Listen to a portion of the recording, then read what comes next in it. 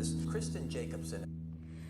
Do you often find yourself blaming your parents, like continuing to carry around anger and resentment toward them? You're probably not wrong, but that's not the whole story. Maybe the real problem is that you're still living by their rules. Blaming your parents for your adult struggles is kind of the obvious first step, right? When you're anxious, avoidant, a perfectionist, or always putting other people first, it's pretty natural to look backward and go, maybe it wasn't just me after all. Because yeah, your parents were your first emotional teachers. They taught you how to feel safe, how to get attention, how to express or suppress your emotions. So no, you're not imagining it. If you struggle now, there's usually a thread that goes straight back to childhood. But here's where it gets complicated. Blame can explain why you feel the way you do, but it won't get you unstuck. Why is that? Because the accountability most of us want from our parents, the ownership, the apology, usually doesn't come. And that hurts a lot. It feels kind of like a second injury on top of the first. You start to wonder if maybe you got it wrong. Maybe you're being dramatic, but here's what I want you to hear. Even if your parents had good intentions, that doesn't cancel out the fact that it hurt. Kids don't internalize intentions, they internalize feelings, they internalize impact. So let's talk about something that doesn't look like trauma. Praise. Imagine a kid who gets a lot of praise for doing well in school, sports, being the good one. On the surface, this is really positive. But what if no one ever praised that kid for being a person, for resting, for being emotional? What does that teach them? It teaches them that love is earned. Now, as an adult, that kid can't stop working. Rest feels like laziness, every mistake feels like a threat, and they live with anxiety, perfectionism, and guilt, and really struggle to know why. Another example is the "you're fine" childhood. Maybe your parents were emotionally avoidant. You cried and heard, "you're fine." You were scared and they said, "toughen up."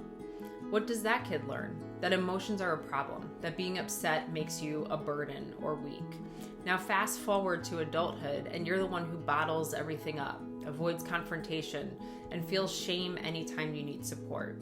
That's not random. That's what emotional avoidance taught you. So this isn't just emotional, there's science here. The emotional part of the brain, the amygdala, develops early, and it's great at recording what felt threatening. The thinking part, the prefrontal cortex, that shows up way later. So kids remember how things felt way before they can understand what was actually happening. And this is why you can look back and say, it wasn't that bad, but still feel wrecked by the memory or the impact. Your brain doesn't really care about the facts, it cares about what felt unsafe at the time. So what if that apology never comes, right? What if you feel like the only way you're going to get closure is to confront your parent and they take full ownership and apologize? A lot of people stay stuck waiting for some kind of repair from their parents. But the truth is that you might not get it. That doesn't mean your feelings aren't valid. It just means you're responsible for what happens next. And this is where healing starts, when you stop needing them to go first. Because honestly, they parented according to how they were parented by their own parents, and there's generational trauma that seeps down, and by you being the one that starts the healing process, you're actually the cycle breaker. You're the one that's not going to allow that trauma to be passed down to future generations. So what does healing actually look like? It starts with spotting the patterns, the beliefs that say, I'm not good enough unless I'm perfect, or if I express my needs, I'll be rejected. These beliefs don't show up on their own. They were modeled, repeated, and reinforced. Once you see them, you can start to change. And I recognize that that's not easy, but it is possible. And this is how you stop passing the same stuff down. This is how those generational patterns finally end with you. So let's acknowledge what's true without staying stuck. Yes, your parents played a role.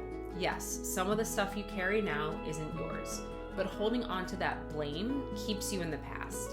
This is about growing up in a different way, learning how to feel safe with your own emotions, to be kind and compassionate to yourself even when you're not performing, and stop living like love has to be earned. Because healing isn't about rewriting the past, it's about refusing to keep reliving it and rewriting your story going forward. And this is the exact stuff I'm digging into in my upcoming book. All the quiet ways childhood shaped our beliefs, our nervous systems, and our identities, and how to finally shift out of that survival mode. So if this hit home for you, be sure to sign up for my book waitlist now. You'll be the first in line when it drops, and I'll send some early content and updates along the way. This stuff is really hard, but you don't have to stay stuck, so let's do this differently.